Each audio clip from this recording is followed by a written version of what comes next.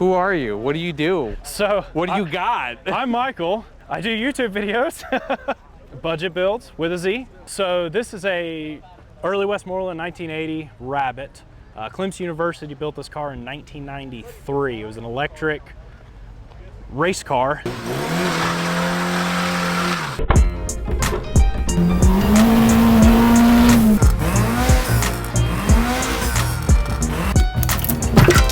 Who's there?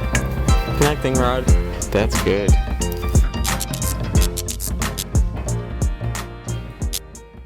SCCA certified. They used it in a nationwide competition.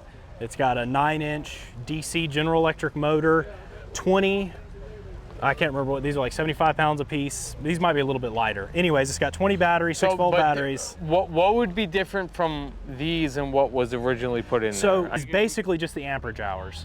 So Trojan batteries, if I put them in here, it'd be like $7 grand for 20 batteries. These were $100 a piece. The Trojans were 225 amp hours. These are 200. But with the new controller, which we just got, I picked up, actually it just came in. So we ended up going through, I did a lot of research. It is just a Chinese company, Kelly Controllers. I'm talking like I know electric cars, I have no idea. This is our first electric car dealing. So this controller here is the Kelly controller. What we ended up doing with this one is overpowering it a little bit over the two that we popped in our last video. So this is a 144 volt, 600 amp, should give us plenty, plus this has regen. Realistically, with the batteries we have, the setup we have here, we'd probably be looking at 120 to 140 miles of range, but this has regen, so I hadn't figured it out yet. I got this in yesterday morning. So it has the capabilities, but you haven't figured it out yet. Exactly. What do you think is going to be the worst part about figuring out regen? So we're asking a little bit much for a motor that's sat in a junkyard since 1997, but... But you're thinking about trying it. What do you think is going to be the biggest hurdle of trying to figure out the regen? The electronic side of this, as far as the programming and what you need to hook up and everything, I have physically no clue. So, okay, we're mechanics. We build, the 911 and our other builds and everything. As far as mechanical skills, we can make it run, we can restore it. This, I'm basically Googling it and learning as I go. The biggest thing with stuff like this, between like a car like this and like the 911, that's what our channel is based around, is just showing people that you shouldn't be scared of stuff like this. You can make it happen. Like the 911, they're not inexpensive cars by any means. I would have had one by now if they weren't. Yeah, but I think here in the next couple videos that we release, when we release what we've spent on restoring the car, I think some people are gonna be blown away, at least to a certain extent, at what the car is now and what it costs to get it there. Obviously it's taken, what we're 32 parts into that series. It's been a long time, it's been a lot of work, but I think it's paying off. And when you got 120 volts, you disconnect it, but you also connect it with bare hands. That's always the best thing to do, bare sweaty hands. I am not a professional, I've never claimed to be. That's my strut holder. Yeah, it's a little not clean in here. It's like straight out of the junkyard. Okay, so give us the walkthrough of getting into this contraption. Oh, geez. Oh, thick boy. This isn't a fun car to get into with the door bar and then this terrible seat. It's out of like a dirt track car. All right. And then, so like I said, yesterday morning, you'll see in our video that we were halfway through it. We're not done with this. So for now, we have hand controls instead of a foot throttle, which makes it even more interesting. Now you have my attention. We got to click the safety switch on it. This is our switch, which is our motor power. Right there. This powers up our Hob and Fluber back there, our controller, and then we have throttle. Oh my God, it doesn't make sense. Why is it so quiet?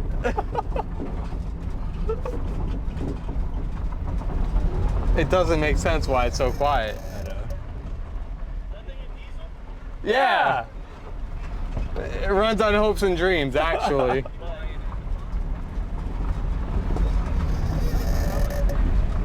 It's actually peppy when you're trying to roll around a parking lot with it. Yeah, I can imagine around town it's a little bit of a handful. So is it just a top? Oh, it's like a dial. It's actually so pleasant. So let me ask you, would you race it on a track with the hand throttle? With the hand throttle. Yeah, with the hand throttle. I would. Heck, I don't care. If you had to, or like you would. No, I would. They don't scare me. I drive. You've seen the stuff we drive. It don't scare me. See it? I mean it. To see reverse. It's What's just reverse? Normal. It's just normal Volkswagen stuff. Because I didn't get a good look under the hood, honestly. It is clutch, transmission, everything just out of a Volkswagen. I will see if we can shift it. You can't get going. No, you don't have to mess with the clutch pedal, not unless we shift, which we will, right? Right, so you could just shut it off. You could just shut it off as you're wanting to stop. Okay.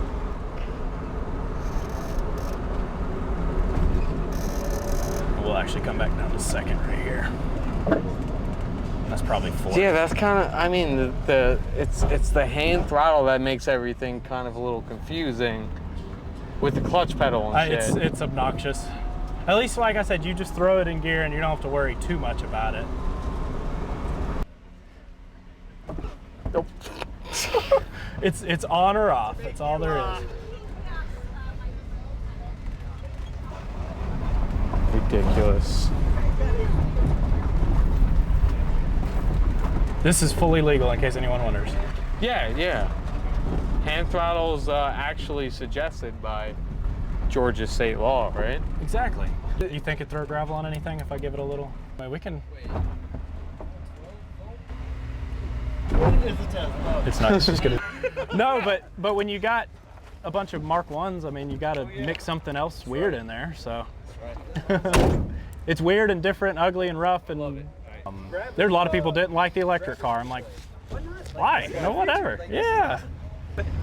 Did you see the brake caliper hanging from underneath it? No. Did you look in this wheel? Dude, if you don't need the brake, just.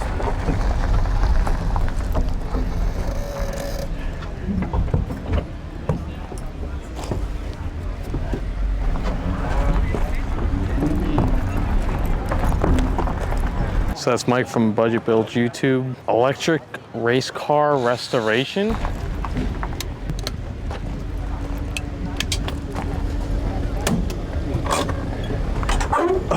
Don't come over here.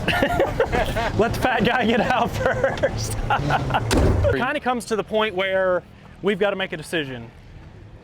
Do we restore the car? I think the patina is awesome. I think maybe we restore the inside. I put a nice seat in it, make the interior pretty nice and ergonomical. I would say leave the exterior totally alone. Worry about the little stuff to make it a bit less hand throttly. Yeah. And give it some brakes, because those are always good to have. Yeah. So what's under the hood? It's a 9-inch DC General Electric motor. Okay. So the biggest thing with this car, and I think that to me what kind of stands out with this car, you know, they built this somewhere between 91 and 93, but to have, you know, the new speed braces front and rear, it's got new speed sway bars front and rear, it's got all polyurethane bushings, it's got they were kind of almost Rabbit enthusiasts to begin with. Yeah, I mean, I feel like this is, I mean, New Speed, you're kind of pushing the start of it in the early 90s, I feel like.